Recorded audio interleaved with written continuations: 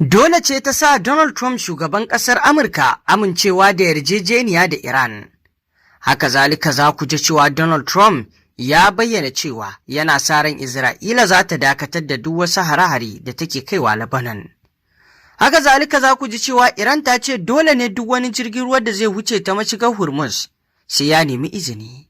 Masu saurare ku biyo mu cikin wannan rahoto domin jin abubuwan da ke wakana bayan dai cimma yarjejeniya tsakanin ƙasar Amurka da kuma Iran. Bari mu fara da rahoton farko da yake bayyana cewa dole ce ta sanya Donald Trump amincewa da yarjejeniya da Iran. Jagoran addinin Musulunci na ƙasar Iran Mujtaba Khamenei ya fitar da saƙo a karon farko bayan sanya hannu akan yarjejeniya tsakanin Amurka da Tehran. Kamar yadda kafofin yada labaran ƙasar suka wallafa, Mujtaba Khamenei jagoran addinin ƙasar ya ce, da farko bai amince da sharuɗan yarjejeniyar ba, amma shugaban ƙasar Masoud Pezeshkian ya shawo kan shi bayan ya ba shi tabbacin za a mutunta al'ummar Iran. Shugaban Amurka ne ya matsu wajen ganin ya yi duk abin da zai yi, wato ya yi duk mai yiwuwa an kai wannan matakin. In ji Khamenei, duk da yake ina da nawa ra'ayin game da yarjejeniyar, na amince a aiwatar da ita a matsayina na jagoran saboda tabbacin da shugaban ƙasar Iran wato Masoud Pezeshkian ya bani cewa za a mutunta 'yancin al'ummar ƙasar Iran. Khamenei ya ce sai da Pezeshkian ya tabbatar masa cewa idan Amurka ta miƙa wasu buƙatun da suka saba da hankali ba za su gabatar da su ba.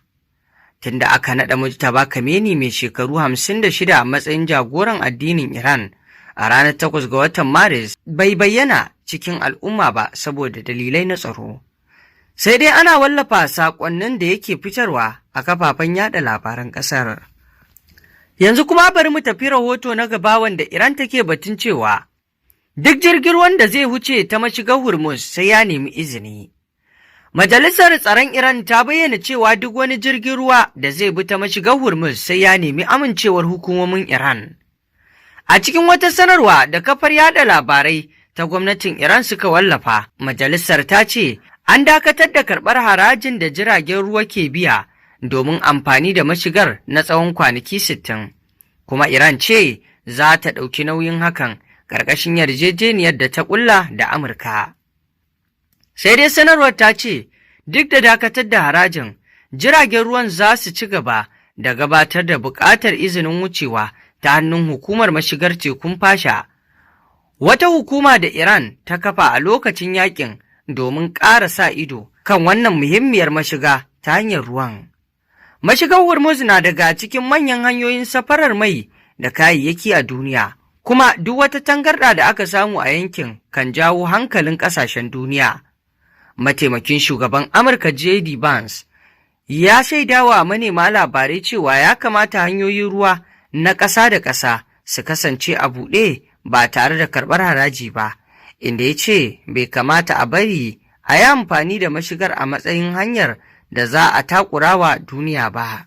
To sai dai J.D. Vance ya yi wannan magana, amma dai sun ga abin da Iran ta yi lokacin da ta ɗauki mataki akan wannan mashiga. A yanzu dai Iran ta bayyana ta ɗage biyan haraji ne na kwanaki 60 kacal, wannan shine abin da ta faɗa. Amma idan aka ce Iran ba ta karɓi haraji ba, wato suna nufin a toshe mata hanyar samun kuɗinta. Wannan ba mai yiwuwa ba ne, kwanaki 60 suna wucewa, Iran za ta ci gaba da aiwatar da dukkan abin da take aiwatarwa. Shugaban ƙasar Amurka Donald Trump ya ce yana sa ran Isra'ila za ta dakatar da duk wasu hare-hare a Lebanon.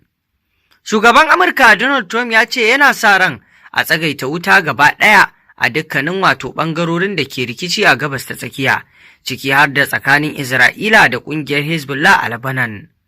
Wani sabon saƙo da ya wallafa a shafinsa na Truth Social a jiya, Trump ya ce yana fatan ƙasashen yankin za su cika alƙawuran da suka ɗauka domin tabbatar da tattaunawar zaman lafiya ta gudana yadda ya kamata kuma yadda aka tsara. Muna sa ran a tabbatar da tsagaita wuta baki ɗaya a dukkan ɓangarori, ciki har da Lebanon tsakanin Hezbollah da Isra'ila, in ji shi. Sashe na farko na yarjejeniyar da Iran da Amurka suka rattabawa hannu ya jaddada buƙatar dakatar da duk wasu hare-hare a dukkanin wurare da rikicin ya shafa ciki har da Lebanon. Sai dai duk da hakan, Isra'ila ta bayyana cewa ba ta da shirin janye dakarunta daga Lebanon. Haka kuma, kafafen yaɗa labarai na gwamnatin Lebanon sun rawaito cewa Isra'ila ta kai hare-hare a yankin kudancin ƙasar a jiya Alhamis. Mataimakin shugaban Amurka J.D. Vance ya ce ya zama wajibi Isra'ila ta mutunta yarjejeniyar zaman lafiya. Mataimakin shugaban ƙasar Amurka J.D. Vance ya ce ba za a iya hana kowace ƙasa tsakanin Isra'ila ko Iran haƙƙin kare kanta ba, amma ya jaddada cewa dole ne Isra'ila, kamar sauran ɓangarorin da ke da ruwa da tsaki, ta mutunta yarjejeniyar zaman lafiya da ake ƙoƙarin tabbatarwa. Da yake amsa tambayoyin manema labarai game da sukar da shugaban Amurka Donald Trump ya yi wa hare-haren da Isra'ila ta kai a Lebanon, Vance ya ce baya son tauye haƙƙin Isra'ila na kare kanta, da alama muna gab da samun gagarumar nasara wajen cimma yarjejeniya. Sai kuma ba zato ba tsammani aka samu wani babban fashewa a wani yanki da jama'a ke zaune a Beirut.